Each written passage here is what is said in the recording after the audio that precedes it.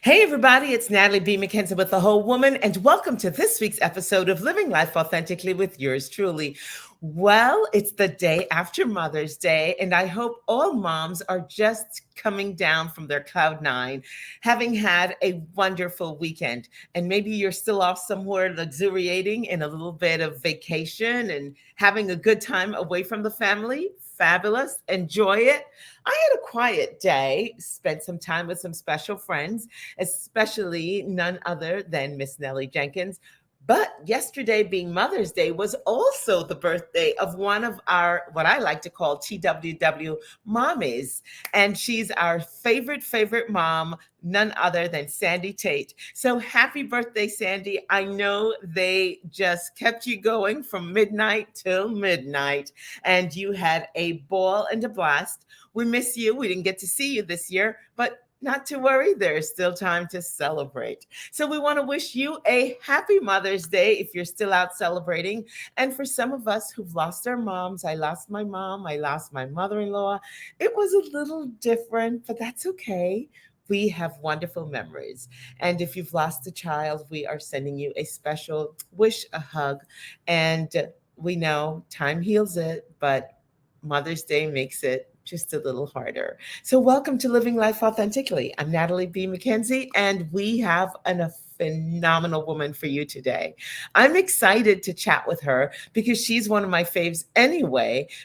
She has just done such amazing work and has left a footprint in the investment world on Wall Street. Yes, she is female. Yes, she is a Black woman. And yes, she's an icon. Her name opens doors, and she has a reputation that is stellar. She's a renowned international public speaker. She's a senior client advisor at Morgan Stanley. And for those of you in the know, you probably already know who we're talking about. She's had over 30 years on Wall Street as an investment banker, and she has an extensive industry experience in technology, media, retail, telecommunications, transportation, industrial, and healthcare sectors. Boy, what a resume. She's highly regarded as a motivator, executive, and a leader. She was appointed to President Barack Obama's chair the National Women's Business Council. Well, excuse me. I didn't know that. Named one of the top 40 female speakers in the world in 2020, and she engages audiences around the world on Carla's Pearls. Dead giveaway there. Her most recent book is Lead to Win. She shares her pearls of international leadership to help professionals become powerful, impactful, influential leaders in today's challenging professional context. Without further ado, ladies and gentlemen, help me welcome Miss Carla Harris. Hello, Carla, and welcome to Living Life Authentically. Well, hello, Natalie. I am very glad to be here. It is such a pleasure to meet you on screen, to see you after all these years. How have you been keeping? I've been busy, but I've been very, very good. That's a blessing. So, Miss Carla Harris, you are renowned. You need no introduction. And we give that introduction as a matter of formality and, of course, giving you your flowers as you are living. By the way, happy Mother's Day. Thank you very much, and happy Mother's Day to you. I thank you. Tell us about Carla. This young woman, this little girl, where is she from? What went into the sauce that made this giant of a woman? Tell us where you're from and little bit about your family dynamics. Sure. I was born in Port Arthur, Texas, but I grew up in Jacksonville, Florida, because my family moved there when I was 8 going on 9, and Jacksonville was my father's birthplace. And, as a child, I love school. And I will tell you that my folks always made me feel like I was supposed to do well. Not that it was anything special about me at all, that you just are supposed to do well. So I had it in my mind, Natalie, I was supposed to do well. And, always enjoyed the hunt, if you will, and, competing to try to get that A. I was very involved extracurricularly, whether it was singing in church or whether it was bowling. I was an avid bowler, started bowling in this league by this phenomenal woman, Claudine Allen. She got a group of us Black kids bowling, and we got so good, frankly, that I was bowling competitively for scholarship money by the time I was a junior and senior in high school. Started working at my first W-2 job at McDonald's, and I tell people that was one of my favorite jobs because I absolutely did love serving the public, and I like the challenge of serving people in 60 seconds. I'm not sure that's still the protocol today. Um, and one thing I would say that was the case when I was a kid and follows me today is that I'm negatively motivated. So when you tell Mm. me that I can't do something, I'm all over it. And so whether that was applying to Ivy League schools or actually getting to be an economics undergrad major because I was told as a freshman, don't do that because I couldn't think. So when I think about who I am, when I'm challenged and people sell me short or say I can't do something, I get highly motivated to prove them wrong and to execute at the end of the day. So that's a little of my background. So, Carla, do you have siblings? Yes, I grew up as an only child because I'm the only product of my mother and father's union. But I do have another brother. He's 5 years older, so he was born before my parents got together. But he is my brother. Well, I asked that question because you mentioned bowling, and I'm thinking, wait a minute, who's bowling? And I had no clue there was scholarship money out for bowling. Had I known that, maybe I would have learned to bowl. Yeah, you'd be surprised, Natalie. And that's one of the things I say to young people, especially in high school today. There's lots of money out there. And today it's easier to access it because you can pull up the information Internet. using technology. We obviously didn't have the kind of tools that are available today. So you really had to depend on somebody telling somebody. And because Miss Clausile, her name was Clausile Avon, as I mentioned before, because she was so connected in the bowling world, she could find out from some of the other bowling coaches, many of who didn't look like us, about those different opportunities that were out there. And she would make sure that her kids got a chance to play. I love it. Always having that advocate that's out there digging through the weeds, looking for an opportunity for you is always a good thing. And when your family just expects you to do well, what else are you going to do but do well? Tell us about your career out of high school. Where did you Mhm. go off to college? Yes, I went to Harvard, and therein also lies a story, Natalie. I had not had any aspirations to go to an Ivy League school, but I was in honors classes at a great high school, Bishop Kenny High School in Jacksonville, Florida.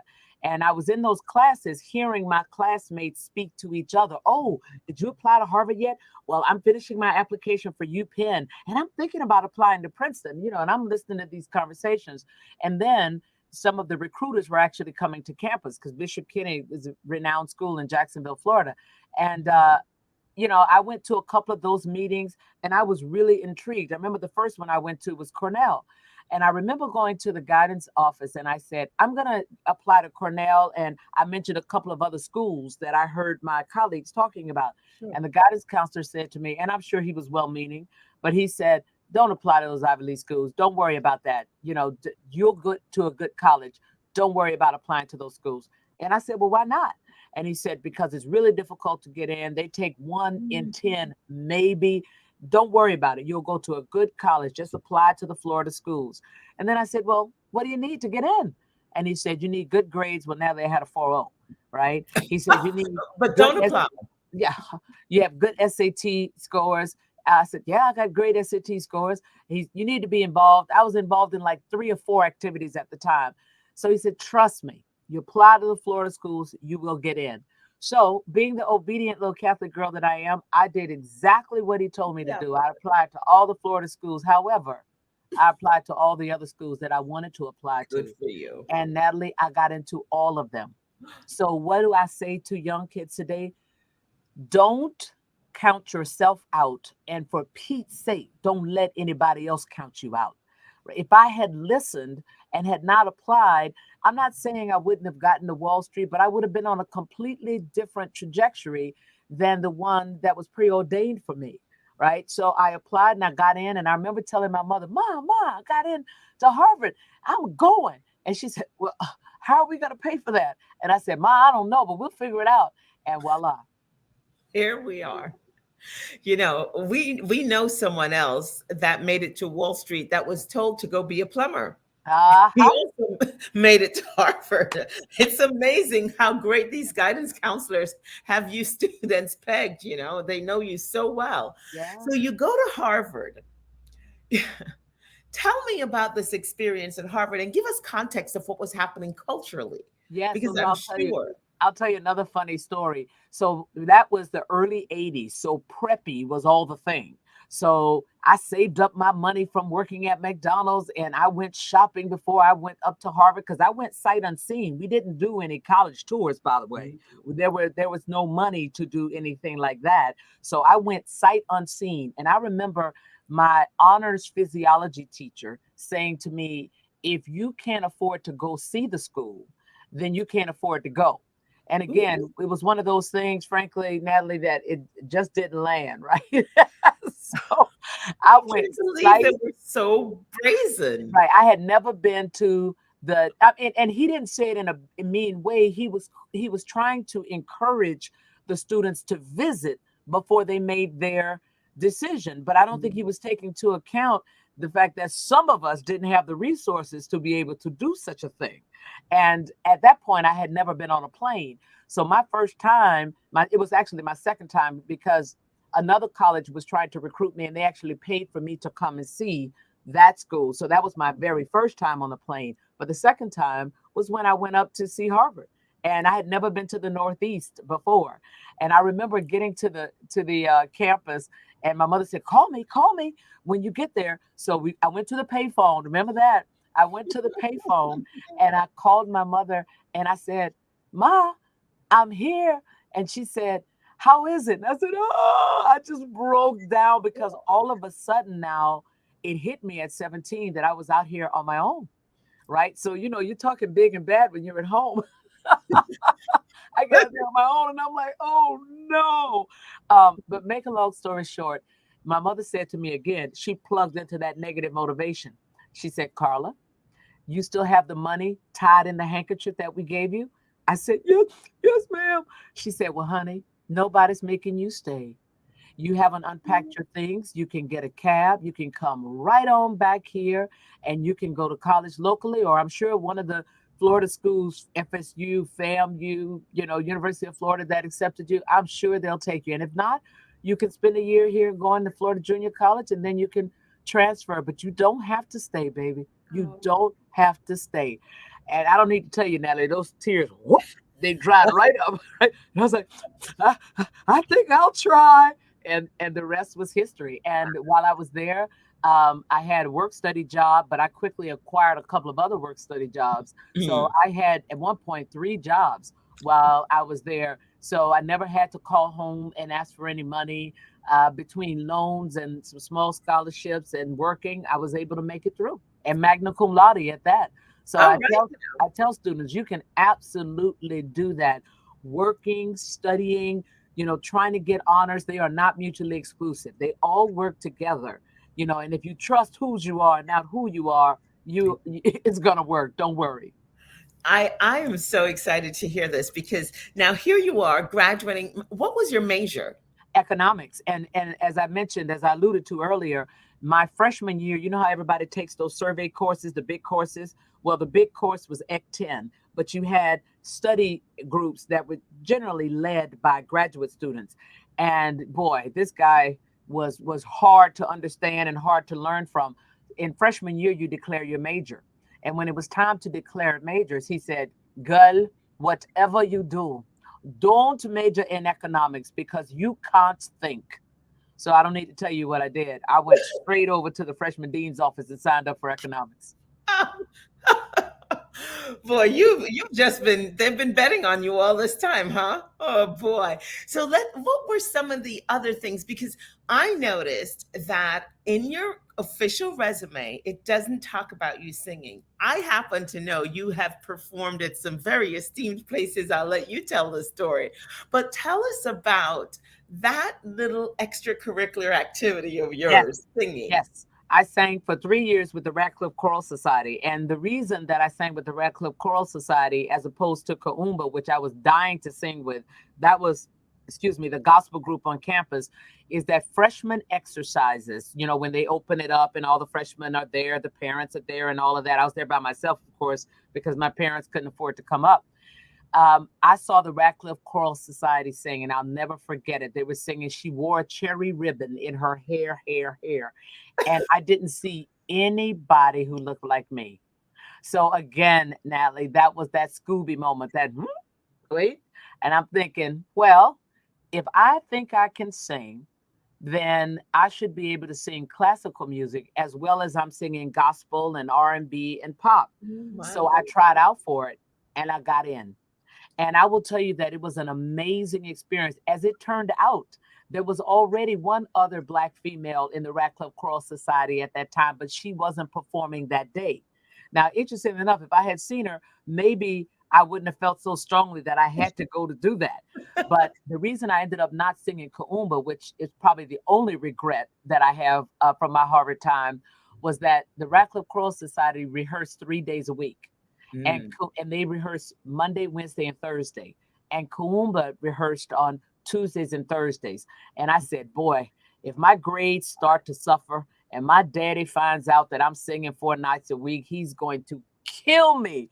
So that's the only reason that I didn't join Kuumba. And after my sophomore year, it turns out that the Radcliffe Choral Society was doing a European tour. And I had never, after my junior year, and I had never gone to Europe before. So I stayed with the group until I, was able to also tour with them that Wow. summer. And I was a featured soloist when we got to the Negro Spirituals. And it was an amazing experience. My first time abroad. Fabulous. Well, let's talk about this musical inclination that you have Mhm. because now you're singing, you're touring, I mean, and you're soloist. Come on now, high cotton, as they would say. Talk to me about this musical bug that's within you. Yeah. What did you do with it? But really, where did that come from? Yeah, well, it's funny. My parents to this, I mean, before they passed on, they used to always ask about that because there was nobody in my family that was singing professionally or that was even engaged in, choral music in the church. My father had a great voice. He was a pretty good singer. My mother used to always say she couldn't sing, but I just loved music, period. Ever since I was a kid, standing on the street corner, singing with some of my girlfriends who had amazing voices. I remember this one in particular, Deborah Vivens. Boy, she had a great voice. So that's how I grew up wanting to sing, and I wanted to perform. And I had a band while I was at Harvard undergrad. I had a band while I was at Harvard Business School. Wait So a minute. You that had a supplemented band. the band at Harvard Business School was called the Late Night Band, and Mike Munch was the leader of that band, and we played all of the major events while we were there at Harvard Business School. So we kind of had a captive audience, if you will, regular gigs. And then undergrad, the Rhythm Company, I played with a couple of guys from Berklee School of Music. And so Mm. we played in and around Harvard and, Tufts and some of those areas as well. And then when I moved to the city and started working, I joined St. Patrick's Cathedral Choir, but because of the hours that I was working, I couldn't maintain that. But I would go up to the Apollo every Wednesday. I would leave work, go up there, come back, work all night if I had to, because it was my aspiration to sing on that stage one day. But as you know, that crowd was brutal. So I'd walk out of there and I'd say, not next month. But interestingly enough, because we did a concert sponsored by Morgan Stanley a few years back, I got a chance to sing at the Apollo, to headline at the Apollo. And it was Carla Harris and friends at the Apollo, Holidays from Harlem. So it's been an amazing experience. And then in 2000, I recorded my first CD Mm. because I realized that, if I didn't get promoted that year to managing director, and I also did not do the CD, it was 1999. As a matter of fact, I was going to be really upset with myself because I couldn't control what was going to happen with the managing director promotion. But I had Mhm. been wanting to do a CD for a long time. So I recorded it in 99, released it in 2000 to critical success. It was the number one selling album on Amazon.com in New York. It was all over Virgin Megastore. Remember when we had I record stores? love it. Yep. Right. And I decided that I would Exciting. give all of the proceeds from the sale of the CD to two schools. One was St. Charles Borromeo up in Harlem, because that was now my church. And the other one was Bishop Kenny High School, because that was my alma mater. I wanted scholarship money for the next Carla Harris to come through and be able to Oh, go for the full 4 years if they were academically able to get in, but financially unable to go. That money would be there. And I still have that scholarship, to this day. And in 2005, after the second CD, which was called Joyous Waiting, I said, the way real singers sell their records is they do concerts. Obviously, I'm oh. an investment banker, so I can't tour, but let me go to Carnegie Hall. So I marched myself up there to Carnegie Hall. I'll never forget the woman's name, Glenda Weisberger. And I said, I want to do a concert here, a benefit concert. And she said, have a seat. And so she began to tell me what I needed to do. And every other sentence was, but it's expensive. We are Union House. It's expensive. A lot of equipment, a lot of people. It's expensive. It's And I'm like, expensive. And then I said, may I have the paperwork, please? And she said, who are you? And I said, I'm Carla Harris, right? And I walked away, signed up, paid the deposit, and voila, we're about to do a concert. Now, that was July 2005. Mhm. September 2005, and the concert's in November. I said, wait, what if I don't sell a ticket? How am I going to give any money to the schools? Now I'm starting to panic. Now I'm like, who am I? Nobody's going to buy a ticket. They don't know me. So I So said, did. wait a minute. You're a capital markets banker. Leverage your skills. So I said, let me syndicate. I'll call 25 of my friends and ask for $1,000, and 25 of my friends and ask them to sponsor for 500. That'll be 37,500. I'll put 2,500 with it. That'll be 40,000. I can give 20,000 to each school. So if nobody buys a ticket, at least the schools will get some money. Well, we sold out, Natalie, and we Mhm. raised 77,500. And I learned a valuable lesson. Never limit anybody in their giving. That's They right. gave me 1,000 because I asked for 1,000. They gave me 500 because I asked for 500. That's right. So the next time, because now people were like, "Are you going to do it again? You're going to do it again?" So the next time, I did the classic New York thing. For 500, you get this. For 1,000, you get this. For 25,000, you get this. And sure enough, people who wrote $1,000 check wrote a $10,000 check. Companies like Morgan Stanley and then Lehman Brothers and J.P. Morgan sponsored the concert. So Fabulous. we were able to raise $300,000 for the schools. Wow, Carol. Carla, this is just so amazing. You graduate Harvard Business School. We've already fast forward to, some of your time on Wall Street. We know you're a managing director and then beyond. You are notable, and you're notable for your non-traditional style. Let's talk a little bit about family life Mhm. post Harvard and being on Wall Street, because we know the two are just not necessarily the most compatible. No, I very privileged and honored to marry my high school sweetheart, the guy who took No me to my way. prom. Oh my Yes. God. Our lives diverged right after high school. He went off to the army, was married, had a family. I went off to Harvard Business School, Wall Street, and then our paths crossed again. And in 2001, we got married. And in 2015, adopted our first daughter. So she's almost 8.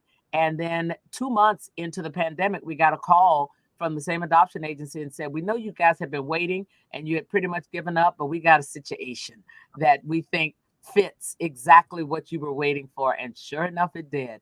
So we Oh, went and picked up Miss McKinley, and she just made 3 years old. oh my God. I got goosebumps. Okay. Wait a minute. You've got a 3-year old. I got a 3-year old and an almost 8-year old. Yes. Oh boy. They're going to keep you busy for a long. I'm having a ball. I'm having a ball, Natalie. Listen, our banners don't have enough space for all this. You have authored 3 books, all of them about winning. You're a winner. We know it. Expect to win, strategize to win, and now lead to win. Tell us about the birth of those books. Yes, I spent a lot of time talking about what I had learned the hard way, and I call them Carla's pearls, my hard earned and hard learned pearls. And those are the pearls that I wrote about and expect to win. And that's all I thought I had to say, frankly, Natalie. But Mhm. then during the financial services crisis, I saw people struggling because so many people were displaced. I saw people struggling to get back into the game or wanting to pivot in their career. And I believe that the reason people don't get the opportunities that they want is they don't know how to tell their story through the lens of what the buyer is really buying. So I Mhm. said, aha, I think I can be helpful. I have some information that people could use. That's what motivated Strategize to Win. But Lead to Win, frankly, was motivated because I started getting calls from all of these people in the C suite when the pandemic hit, saying things Mhm. like, how do I lead in this moment when we are not in the same place? How do I help people negotiate the personal and the professional when it's happening all in the personal context? How do I speak after this awful murder of George Floyd? Do I have to speak? So once again, I said, oh boy, I think I have a few things that would be helpful to the leaders who are currently sitting in the seat and those who are emerging into leadership seats. And that's what provoked Lead to Win. Well, congratulations. I've always heard that when the student is ready, the teacher will appear. And yes, we have met in passing many a times, and are connected through other people. But Carla, you will not be able to get rid of me because this story has put so much fire under me. Thank you for sharing. Now, where can we find your books? Expect to Win, Strategize to Win, Lead to Win. Lead to Win, Absolutely. I don't have. And by the way, I have your first CD. You need to know that. Yeah, well, we can make sure you get all the CDs, Natalie, as well as the books. So no worry, they'll be on the way. So you can get it at Barnes and Noble. You can get it, Mhm. from Amazon, or your local bookstore. Many of the local bookstores are carrying it as well. You can go to www.carlaspearls.com and get further information and click on it to buy the books there too. And I have it in audio as well as in hard, and the audio is in my voice. Fabulous. That is absolutely fabulous because this is a must have for everyone. We're all running around trying to figure out how to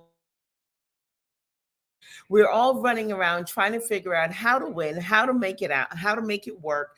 And, interestingly enough, you wrote Strategize to Win during the financial crises, which Mhm. we know there's another one coming. Okay. Quietly as it's I'm not kept. that bearish. I'm not that bearish. Quietly as it's kept, something's about to happen because what we have going on is not sustainable. There's a little correction, but what do I know? Anywho, and now we have Lead to Win. We so need that because the work culture has changed so much. What are Mhm. you finding, Carla, the most interesting shift that you're experiencing now that we're going back to the Mhm. workplace and we have the new normal and we're in a post pandemic stage? Absolutely. Two powerful shifts have to happen because of pandemic. One was the amplification of voice and choice. Employees are now saying how they want to work, when they want to work, under what conditions they want to work. Employers now have to speak about things that they never had to speak about before. And we're in a position now where people are demanding a different context in terms of how they do the work that they're doing. And leaders are now being called upon to be more authentic, more empathetic, and more creative. Wow. So there you have it. Lead to Win. We are talking with none other than the indomitable Carla Harris. She's a vocalist. She has performed at the Carnegie Hall. She's also made it to the Apollo stage, the toughest stage in America. She shares her pearls, her gems with us, and she is a notable Wall Street executive and, of course, an author. She's also a mom. Congratulations on the new babe. That is Thank just you. wonderful. You're a philanthropist, Carla. You are a philanthropist. Yes. And I need not state what you've already stated, but you're from humble beginnings and nobody bet on you, of course, Mhm. except your parents. But you took the road less traveled, and here you are today sharing your pearls. Ladies and gentlemen, we have been talking with Carla Harris. Be sure to get her books at carlaspearl.com. Easy to find. She's also on Instagram, Carla Harris. She's on Facebook, Carla Ann Harris. And you can find her on social media. She's also available in Barnes and Nobles, also on Amazon. Expect to Win, Strategize to Win, Lead to Win. Thank you so much for joining us, Carla. Thank you so much for having me, Natalie. This was great. Absolutely. We're going to have you come back and sing for us. Anytime. Thank you for joining us. Thank So, you. ladies and gentlemen, here you have it. This is what happens when you are prepared. Carla Harris did the work, and she is one of the most notable females on Wall Street today, and by far most notable African American female on Wall Street. She has accomplished so much and has so much more to offer. I'm excited to know her. Well, we've come to the close of another Living Life Authentically with Natalie B. McKenzie. But before we go, we want to wish a happy, happy, happy birthday to one of my absolute favorite person in the world, my sister Debbie. And for those of you who know me well, know this is my crazy sister. There's not a tune she won't dance to, there's not a laughter she won't chuckle about. And she is my absolute rock. Whatever I'm doing, she says, yes, you can do it, and shows up for me. We love you, Debbie. I cannot believe this is the second or third time in my life I'm not spending your birthday with you.